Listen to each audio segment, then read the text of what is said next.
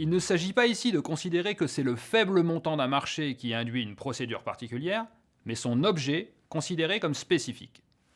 Le décret de 2016 prévoyait que le recours à la procédure adaptée était possible, quel que soit le montant du marché, en raison de leur spécificité pour les marchés de services sociaux et autres services spécifiques. Par ailleurs, un régime particulier avait été prévu pour les marchés publics de services juridiques de représentation.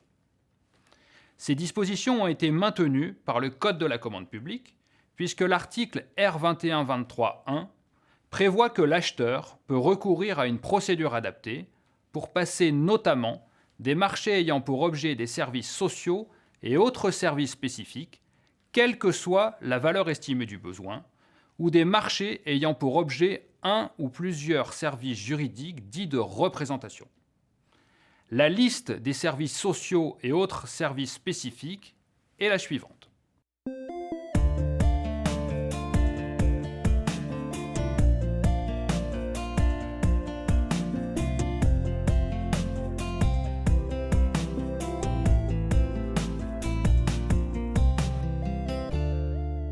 En ce qui concerne les services juridiques, il faut noter que l'exception ne porte que sur les prestations de représentation légale par un avocat dans le cadre d'une procédure contentieuse ou pour les services de consultation juridique anticipant une telle procédure.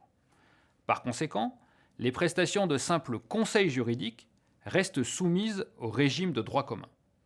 Par ailleurs, des modalités spécifiques de passation sont précisées par l'article R2123.8 du Code.